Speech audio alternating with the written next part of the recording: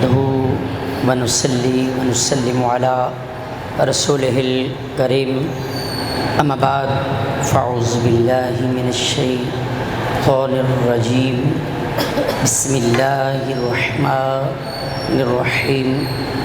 ويضع عنهم إسرهم والأغلال التي كانت عليهم وقال الله تبارك وتعالى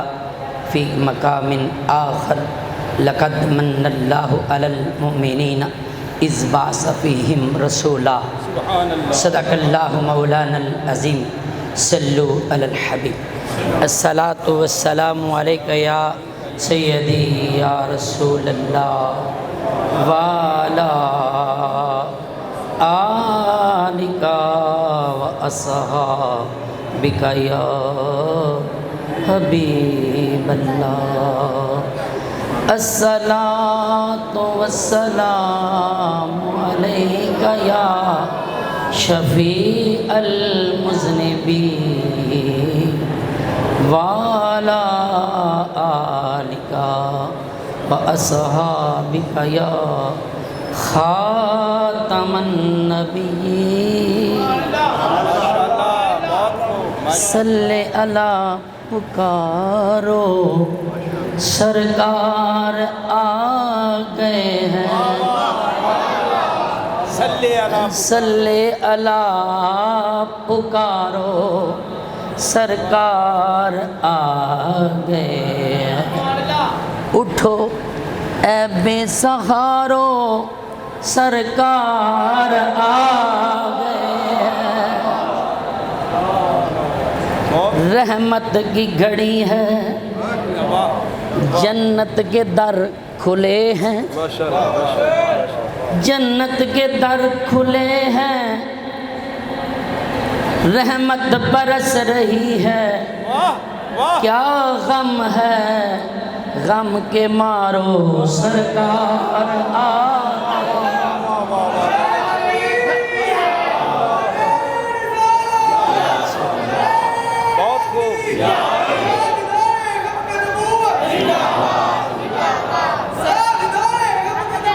زندہ باد زندہ باد کیا غم ہے کیا غم ہے غم کے مارو سرکار آ گئے ہیں مولود کی گھڑی ہے چلو آمنہ کے گھر مولود کی گھڑی ہے چلو آمنہ کے گھر اے خلد کی بہاروں سرکار آ گئے ہیں اے خلد کی بہاروں سرکار آ گئے ہیں سبزہ صاحب مانگنا ہے جو مانگو مانگنا ہے جو مانگو لینا ہے جو لے لو مانگنا ہے مانگو جو لینا ہے تو لے لو اے دنیا کے تاجدارو سرکار آ گئے ہیں ہاتھوں کو اٹھا کے سرکار کی آمد سرکار کی آمد مکی کی آمد مکی کی آمد سیدی مرشدی یا نبی یا سیدی مرشدی یا نبی یا نبی غلام ہے رسول کے غلام غلام ہے رسول کے غلام ماشاءاللہ مفتی صاحب زندہ باد زندہ باد اے دنیا کے تاجدارو سرکار آ گئے ہیں اے دنیا کے تاجدارو سرکار آ گئے ہیں سرکار دو جہاں کی تعظیم لازمی ہے سرکار دو جہاں کی تعظیم لازمی ہے جھک جاؤ چاند تارو سرکار آ گئے جھک جاؤ چاند تارو سرکار آ گئے ہیں صلی اللہ پکارو صلی اللہ پکارو سرکار آ گئے ہیں۔ کیا بات ہے مفتی صاحب، بہت من ہدی واجب الاحترام والشام برادران اسلام احباب ذوقار، انتہائی عزت و احترام کے لائق شخصیت رام نواسۂ فقیہ اعظم حضرت علامہ مولانا مفتی حمداللہ نوری اشرفی زیدہ مجدہ، دیگر برادران طریقت، برادران اسلام، احباب ذوقار، السلام علیکم ورحمۃ اللہ وبرکاتہ۔ میں نے سورہ اعراف کی آیت طیبہ کے کچھ الفاظ آپ کے سامنے، پھر سورہ آل عمران کی ایک آیت طیبہ کے کچھ لفظ،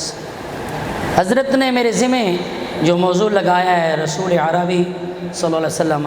بحیثیت محسن انسانیت، محسن کائنات۔ احباب ذوقار،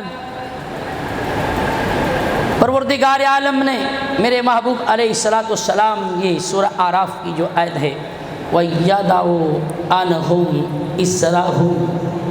وَالْأَغْلَالَ الَّتِي كَانَتْ عَلَيْهِمْ، وہ رسول ان سے ان کے بوجھ اتارے گا، وَالْأَغْلَالَ الَّتِي، اور ان توقوں کو جو ان کے گلے میں ہیں، کانت علیہم، جو ان کے اوپر پڑے ہیں، ان توقوں کو اتارے گا۔ حضرات گرامی، علماء کا جمع غفیر ہے، میرے دائیں بائیں علم کے مرکز موجود ہیں، بصیر پور والے سبحان اللہ، نعیمیہ والے، اور حضرت جی بھیرا شریف بھی فیض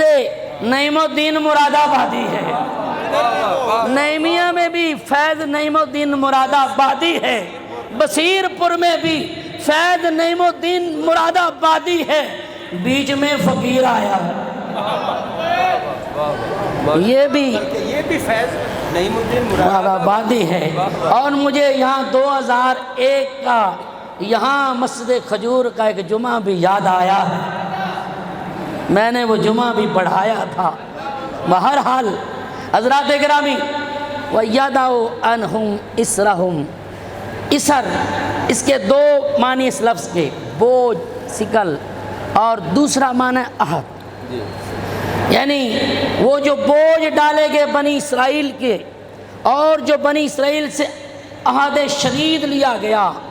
میرے لجپال نبی آئے، ان بوجھوں سے آزاد کر دیا گیا۔ فَوُضِعَ عَنْهُمْ بِمُحَمَّدٍ صلی اللہ علیہ وسلم ذَلِكَ الْعَهْدُ، حضور آئے، ان بوجھوں کو اتار دیا گیا۔ اور احباب ذوقار، بنی اسرائیل کے اندر عہد جاہلیت میں بڑے بڑے غلط رسم و رواج تھے، میرے لجپال محسن انسانیت بن کے آئے، ہفتے کی پابندی سے آزادی ملی، پہلی شریعت میں قتل ہو جاتا، دیت کی گنجائش نہ تھی، میرے لجپال آئے، محسن بن کے آئے، دیت کی گنجائش مل گئی، میرے لجپال نبی آئے، یہ بنی اسرائیل کی امت میں اگر جسم ناپاک ہو جاتا وہ دھونا نہیں پڑتا تھا، کاٹنا پڑتا، کپڑے پہ گندگی لگ جاتی، اسے دھونے کی گنجائش نہیں تھی، اسے کاٹنا پڑتا تھا، عورت کو ڈیٹ آ جاتی، اس کے ساتھ کھانا پینا اٹھنا بیٹھنا منع تھا، محسن کائنات آئے، ساری پابندیوں سے آزادی مل گئی، آزادی مل گئی، آزادی مل گئی۔ میں آپ کو بات بتا دوں، یہ تو بنی اسرائیل کی باتیں ہیں، میں برکت ٹاؤن میں امام ہوں، مجھے ایک میرے دوست کے گھر بیٹی پیدا ہوئی، اس کی والدہ نے کہا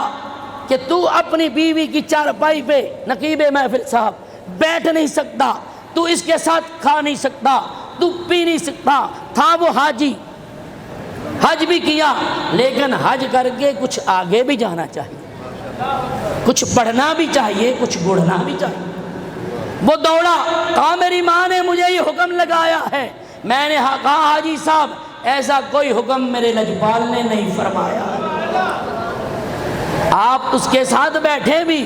کھائیں بھی، پیئیں بھی، یہی تو شریعت مصطفیٰ کا نیا نظام آیا، یہی تو میرے مصطفیٰ کا نظام آیا ہے۔ پہلی پابندیوں میں جو امتیں جکڑی ہوئی تھی ان سب سے آزادی دلانے آئے ہیں۔ حضرات گرامی، اس لیے جو ہے وہ عرب کی جاہلیت میں بچیوں کو زندہ درگور کرنا جو ہے وہ رواج تھا۔ اللہ فرماتا ہے وَإِذَا الْمَوْءُودَةُ سُئِلَتْ بِأَيِّ ذَنبٍ قُتِلَتْ، جب اس زندہ درگور بچی سے سوال کیا جائے گا، بتا، وہ خود بولے گی بِأَيِّ ذَنبٍ قُتِلَتْ، کس جرم کی پاداش میں مجھے قتل کیا گیا۔ حضرات گرامی، عرب میں زندہ بچیوں کو درگور کرنا رواج تھا، رسم تھا۔ اب ادھر میں جانا نہیں چاہتا، ٹائم کی تنابیں کھنچ چکی ہیں، جو ٹائم تھا مجھے ملا وہ پورا ہونے والا ہے۔ حضرات گرامی، میرے لجپال نبی علیہ السلام نے آج بھی امت مسلمہ میں ایسے نوجوان ہیں، ایسی ساس ماں ہے جو بیٹی پیدا ہونے پہ گھر میں صفے ماتم بچھا لیتی ہے، نوجوان اٹھتا ہے بیٹی کو مار دیتا ہے۔ حضرات گرامی، میرے لجپال نبی علیہ السلام کی قرآن میں، اللہ کی لارب کتاب میں وَإِذَا الْمَوْءُودَةُ سُئِلَتْ، حضرت جی اللہ نے اس قتل کرنے والے کو اس قابل ہی نہیں سمجھا کہ اس سے سوال کیا جائے۔ اللہ نے فرمایا پوچھیں گے مقتول سے۔ اس آیت کی تشریح میں مفسرین محدثین نے کہ قاتل سے پوچھنے کا ناپسند فرمایا، اس قابل ہی نہیں، قابل التفات ہی نہیں اس سے بات کی جائے، پوچھیں گے اس مقتول سے، اس زندہ درگور کی ہوئی بچی سے۔ حضرات گرامی، میرے لجپال آئے تو بیٹیوں کو عزت کا تاج پہنایا۔ بات بیوہ اگر کوئی ہو جاتی عرب میں، اسے 1 سال قید بامشقت میں رہنا پڑتا، تاریک کوٹھڑی ہوتی، عدت ختم ہوتی، پھر اونٹ کی مینگنیاں جھولی میں ڈال کے گلی گلی پھرتی۔ ارے میرے لجپال نبی آئے، محسن انسانیت آئے، پھر جس کا خامد مر جائے اس کو 4 مہینے 10 رب نے حکم سنایا، اس کو پھر آزادی عطا فرمائی۔ حضرات گرامی، اس لیے اور بہت ساری باتیں ہیں۔ عرب زمانہ جاہلیت میں اگر کوئی اپنی ماں بیوی کو اپنی ماں جیسی قرار دے دیتا اور یہ جملہ کہتا، سورہ مجادلہ ٹائم اجازت نہیں دیتا۔ حضرات گرامی، اور جو ہے وہ زہار، مسئلہ زہار ہے۔ آج بھی کوئی اپنی بیوی سے تنگ ہو کے اپنی بیوی کو یہ کہتا کہ تو میری ماں ہے، تو میری ماں کی طرح ہے، یا تو میری بہن کی طرح ہے، تو کفارہ زیار ہو جاتا ہے۔ بات ختم کر دوں، حضرات گرامی، خولہ بنت ثعلبہ، ان کو ان کے خامد اوس بن صامت بھائی ہیں، عبادہ بن صامت، انہوں نے طلاق دے دی۔ اب یہ ماہی آئی بارگاہ مصطفیٰ میں محسن انسانیت کے در پہ، کہ حضور بڑھاپے میں 2 روایتیں ہیں، ایک کی بات کرنا چاہتا ہوں۔ بڑھاپے میں طلاق دے دی، بڑھاپے میں یہ مجھے انت علیہ کا زہر امی، یہ جملہ فرمایا ہے۔ اب بتاؤ، آئی تھی جوان، تھا شباب، مال تھا اسباب، اب کچھ بھی نہیں پاس، ہوں عیال اب کنگال، کدھر جاؤں، کس کے گھر جاؤں، حضور مجھے کچھ بتائیں۔ میرے لجپال نے سر جھکایا، فرمایا مائی ابھی تیری طرف کوئی حکم نہیں آیا، تیرے مسئلے کا حل نہیں آیا۔ ادھر مائی نے مدینے میں میرے نبی کو یہ شکایت سنائی، اللہ نے لا مقام پہ سماعت فرمائی، قد سمع اللہ قول التی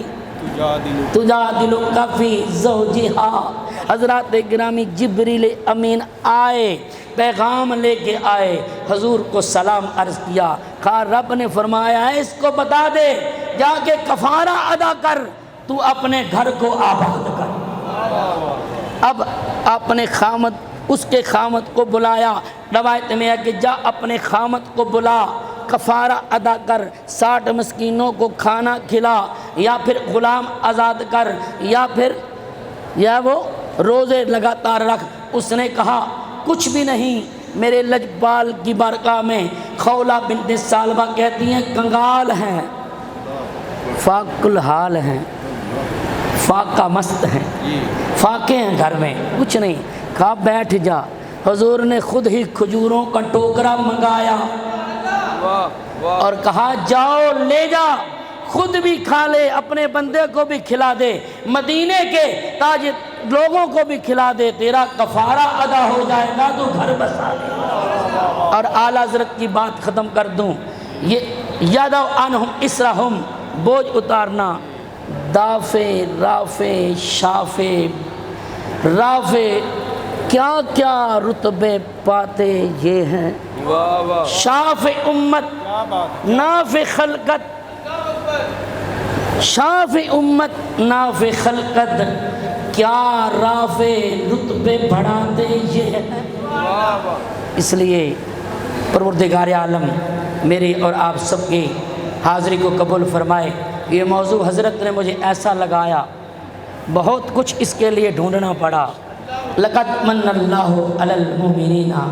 اذ بعث فیہم، رب نے فرمایا اپنے نبی کا احسان نہ بھولو۔ وآخر دعوانا ان الحمدللہ۔